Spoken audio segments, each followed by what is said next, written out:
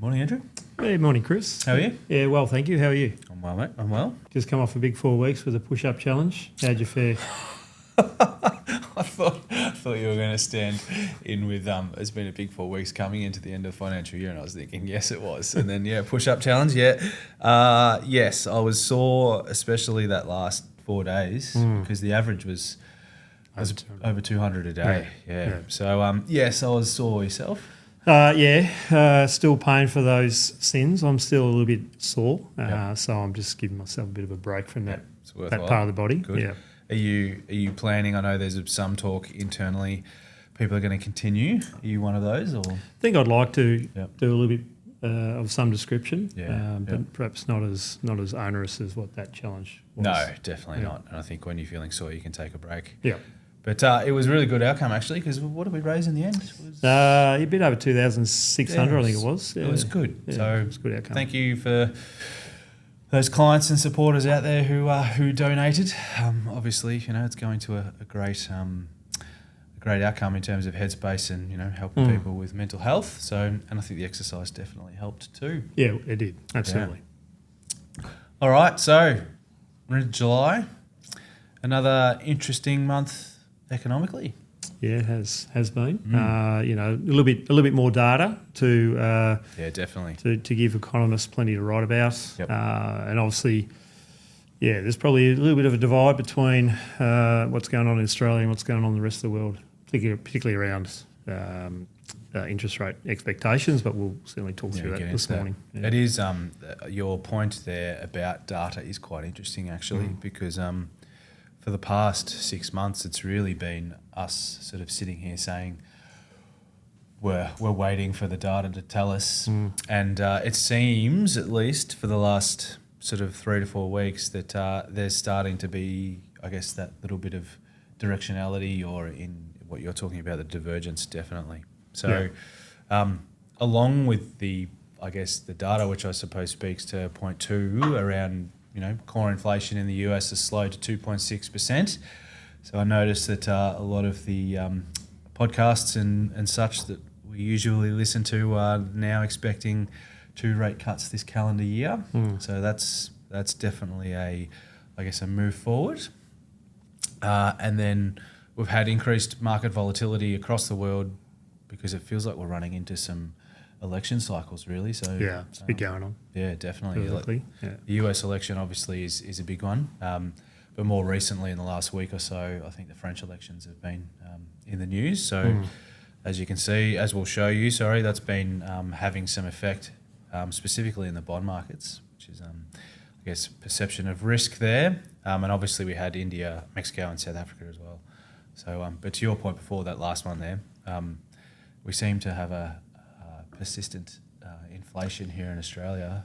Yes, it was certainly trending down and as intended, but it's just proven to be a little bit sticky. So the last 6 monthly CPI numbers have sort of hovered between the range of 3.9 to 4.2, whereas US in particular has continued to decrease or show signs of decreasing.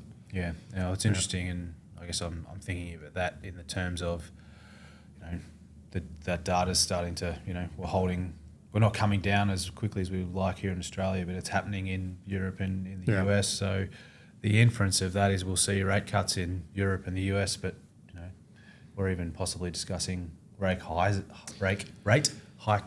here in Australia. Yeah, it's a bit concerning, but that's certainly some of the views of some economists that are seen enough to suggest that maybe more work needs to be done to further reduce inflation in Australia. Yeah. Well, it'll be more pain for borrowers, but obviously more benefit for those who have got money in cash. So, speaking to, addressing some of the key talking points. Obviously, we had the first US presidential debate during the week, and I guess depending on which side of the political divide you sit on, it was good for one side, bad for the other. I actually didn't see it or see any of it. I just heard some commentary around it, but it sounded like it was quite comical. I'm not sure if you watched it. I've watched bits of it. I didn't watch the whole thing. I'm not sure.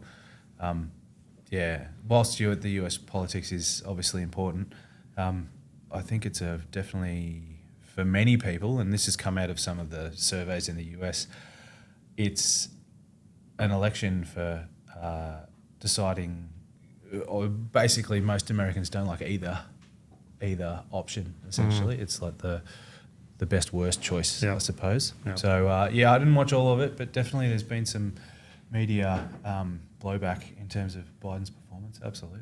Yeah.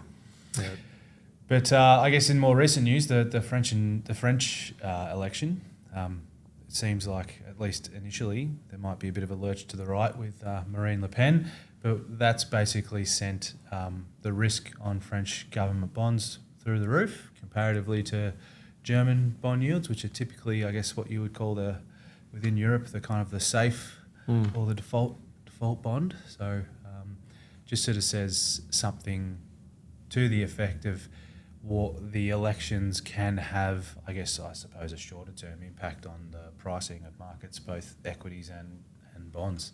Yeah.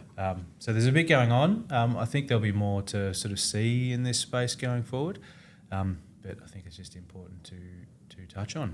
But I think around that volatility, which you touched on around the short term piece, and we probably say this 1,000 times a day, but it's all about the long term, and these political events always take place at various times in history. Yeah, so correct. Often what we see is that there is that the markets do react to what's going on politically around changing governments, but over time there's correction and things get back to normal. Yeah, so definitely. I guess for listeners and those out there, it's not a cause for panic. It's more just we're just seeing the choppiness in the markets on account of some of these things, but it's all about staying the course. Yeah, absolutely, which I guess we'll get to at the end as always.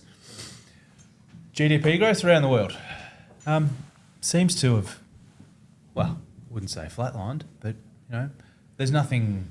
I guess it's all relative, isn't it? If you compare it to, I guess, for those who have the chart pack in front of them, we're looking at the major trading part of GDP growth, and for China and India during that COVID period, it's pretty volatile. It feels almost boring. Comparatively now, but it's moved in line with what you would expect. So there was stimulus on account of COVID, and that generated some pretty strong economic activity. Absolutely. And obviously in the last 2 years, as interest rates, we went through the high inflation and then the action to curb that inflation, interest rates were lifted, and that's slowed things down a lot. So not surprising to see those peaks and troughs there. Yeah. Still definitely a lot of the talking point though in terms of the market outcomes are being driven at this point by where we head, and that theme hasn't changed. So it's really just about getting us down to the 2 to 2.5% range. That, depending on which central bank you ask. Yeah. But so Australia, I've just pulled up.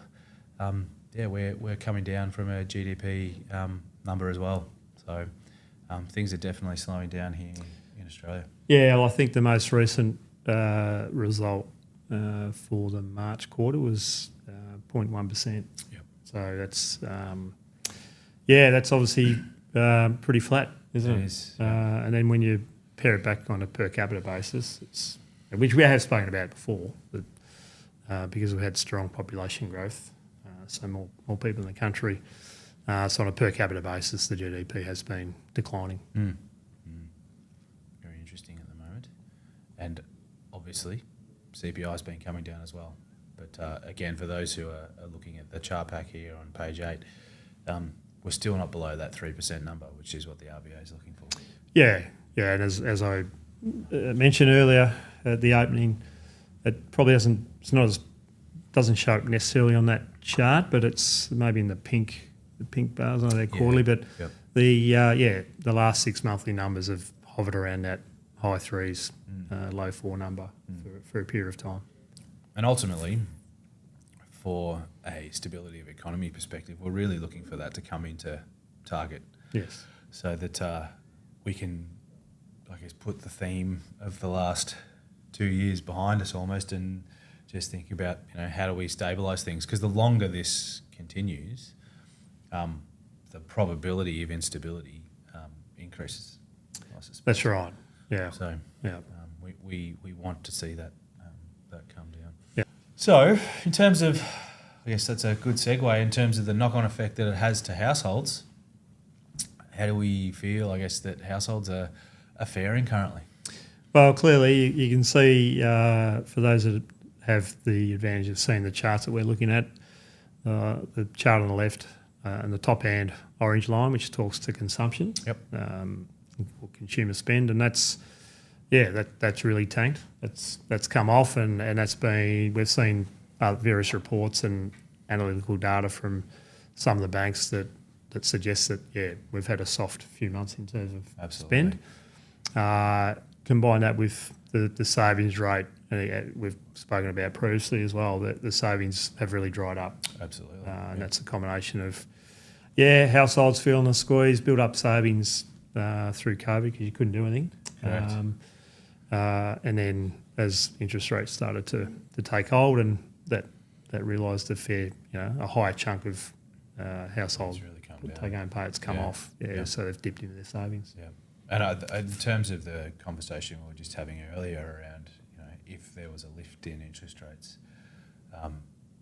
what impact that then has in terms of the savings ratio, and obviously consumption would then fall because people are going to have to spend less from somewhere in order to meet their interest bills for those that have mortgages. It's we're in a delicate position here in Australia at the moment, aren't we? Yeah, it feels like the RBA are hell-bent on getting that inflation under control. They've commented that's really important. They want to get it back to target. Yep. The minutes from the last meeting, which was in June, indicate that they considered an increase.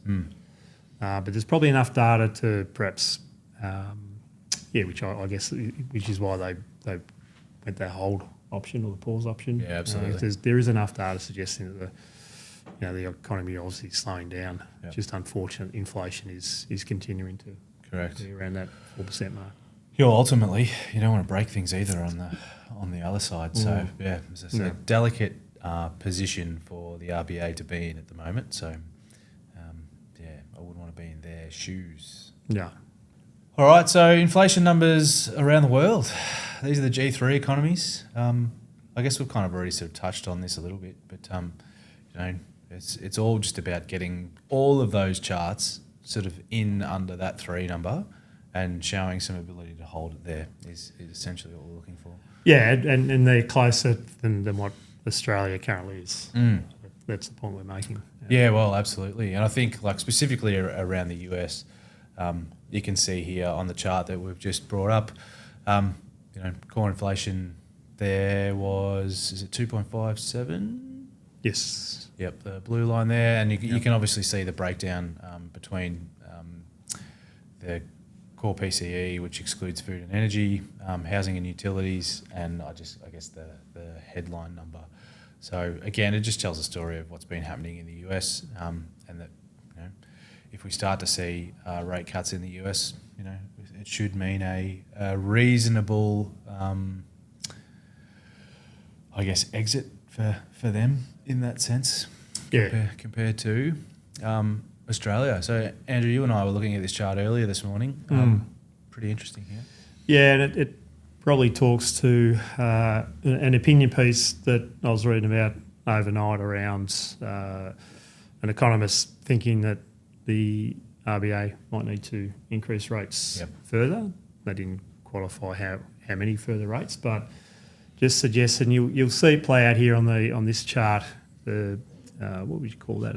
Is that a blue line for the RBA policy rate? Yep. So the observation this particular economist was making was that the RBA started later than their peers. I think it was about 6 months. And you can certainly see it in the chart because all the other colours started to increase. Yep. Prior to us coming prior up. to the RBA taking action. So started later, and although it felt like they were being quite aggressive, certainly weren't increasing as much as what their peers were doing. So on account of that, the expectation is perhaps the reason we've got this sticky inflation is that the RBA didn't act soon enough and aggressive enough to really get inflation under control. So there's an expectation now that they're on that basis there might be further rate increase or increases. Hopefully not, but that's just a view that they had. And combined with the other driver of that argument was the fiscal stimulus in the economy. So obviously stage 3 tax cuts, estimated $23 billion back in the economy. That could fuel or continue to cause havoc with inflation. Yeah, definitely. And then there's another $20 billion worth of pre-committed budget spend or fiscal spend at a federal level, and then there's also some state measures that have been implemented. So on that basis, a little bit of fiscal stimulus might cause some drama. We obviously hope it doesn't, but touch wood. It's a hard one, isn't it? Where I guess some of those decisions were made when we weren't in the situation that we're in now, and obviously you've made the commitment to go through with them. And then we find ourselves in the current monetary position, and then they're kind of at odds with each other. This would be. You can see, I suppose, in the chart there that again the forward expectations is that Australia's going to end up with, if that holds, obviously the data is going to dictate that, with one of the highest rates between the ECB, the Federal Reserve, the Bank of England, and the Bank of Canada and the Bank of Japan. So I guess the major economies. It puts us in a position where things will be tighter for longer. Which we don't really want, but no, it just will be what it will be, right? So, that's right. Yeah. But so the next RBA meeting is early August. So between now and then there'll be two pretty key points of data that will come out that will perhaps influence what they decide to do. One will be the June quarterly CPI numbers. Right, they tend to rely on that data as opposed to the monthly data when making decisions. The noise, So that'll be that they consider that quarterly data to be more robust. And they'll get 2 more reads on consumer spending or retail spending. So they'll be 2 key pieces of data and outcomes that will probably set up how they perceive the path forward. And I guess that'll set the environment that we're all working in. So we've looked at households. Obviously, another significant part of the economy is businesses. How's business sentiment holding up? Look, it's been falling. Probably looks like it's just stabilised there a little bit. But it's naturally it's been falling for a little while now. So I guess it'd be interesting to see what how businesses start to fare in the coming months. Yeah, absolutely. Because I think this sort of sets the scene for jobs, really. Yes. In terms of, if business conditions aren't very good and confidence is low, which if for those of you again who have the chart back, essentially what we're seeing is a reduction in business conditions steadily over probably the last 12 or 18 months. Business confidence has recovered somewhat, but it's still negative, and capacity utilization's falling too. So, sort of all depending on the trend of those numbers, it's not looking particularly rosy for businesses out there, and then subsequently that usually leads to it's not looking particularly rosy from a jobs perspective. So and on the jobs front, the job vacancies have fallen 2.7% in 3 months to May. So that's another data point that's suggesting that the economy is really struggling and slowing down.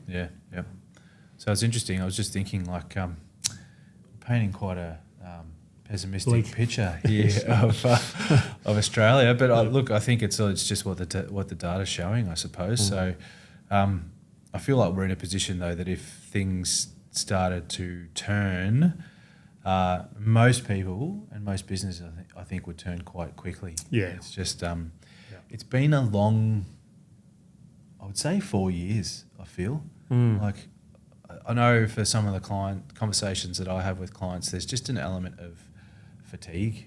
Yeah. At all, Yeah. where it's just we just want this to be dealt with so we can sort of move on. Start seeing a change in direction. Yeah. Yep. So the outlook from here. So this is a chart that we have continued to refer to each month for it's probably almost 2 years now. And we're still, I think, squarely sitting in the macro volatility outlook, I think. And that's fair, yeah. Our conversation today really probably indicates that, right? Where, yes. say, US seems to be on a reasonable path. There's going to be some more volatility, I guess, politically and socially over there with the US election coming. But yeah, I guess in other parts of the world, it's varying. So. That's right.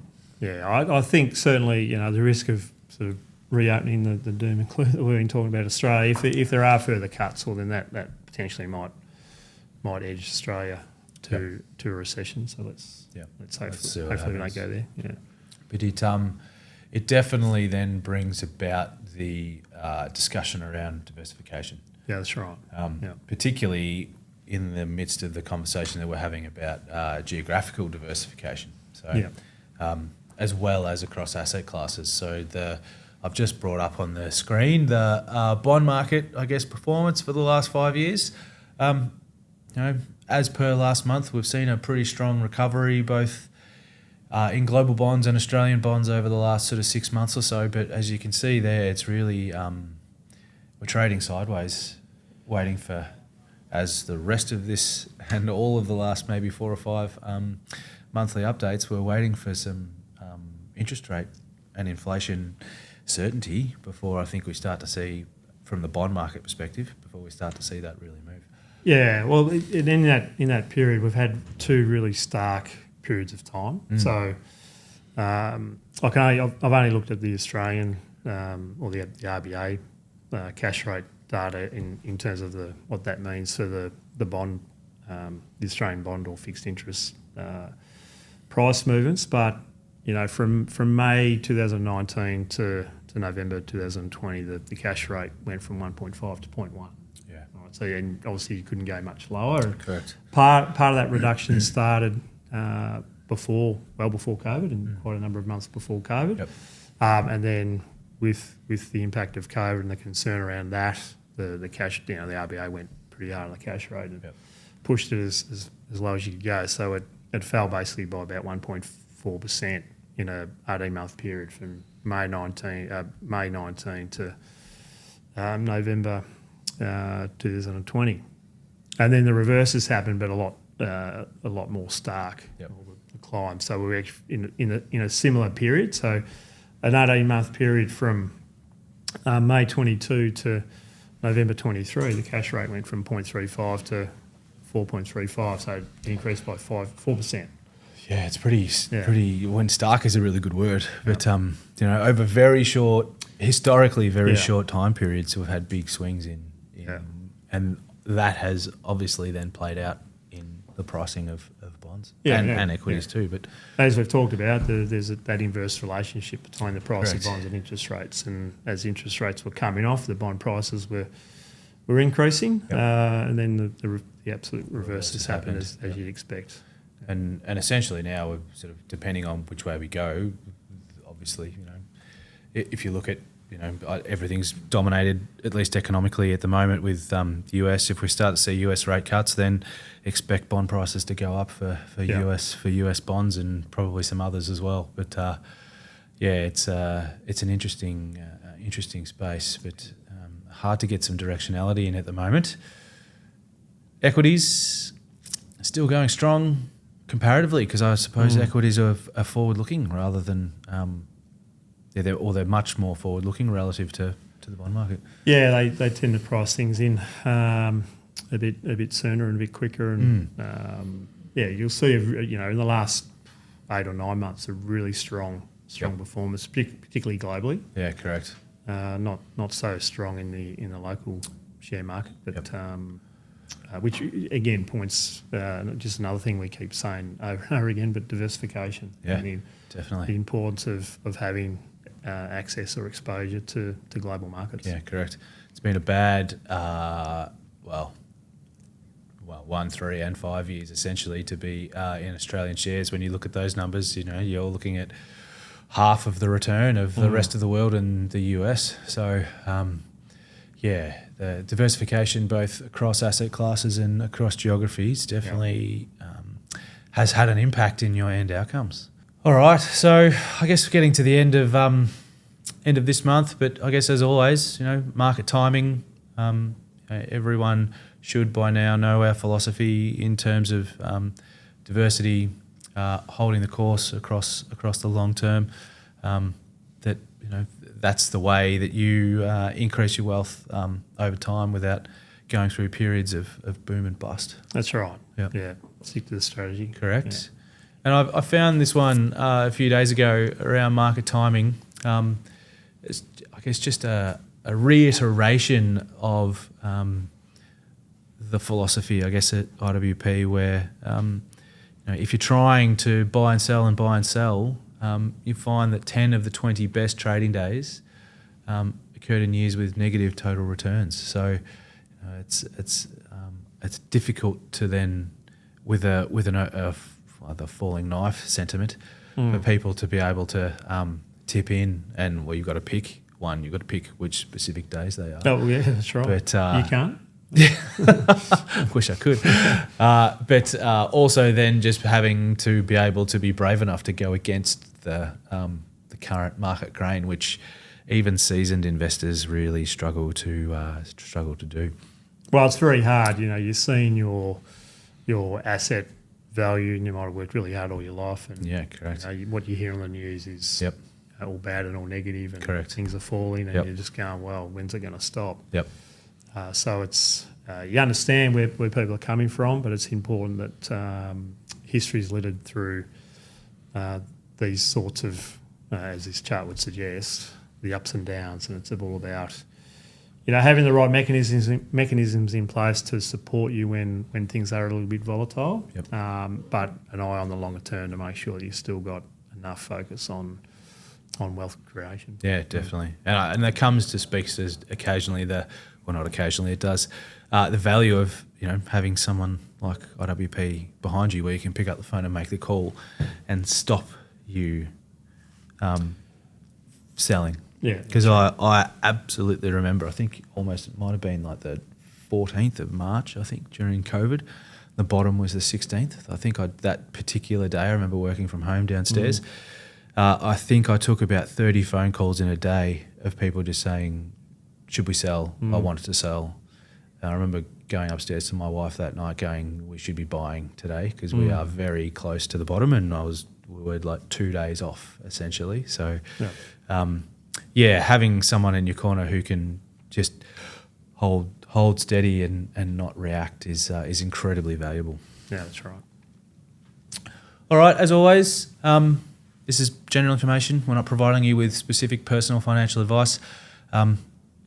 Should you wish that, come and speak to us, and we'll obviously give that to you.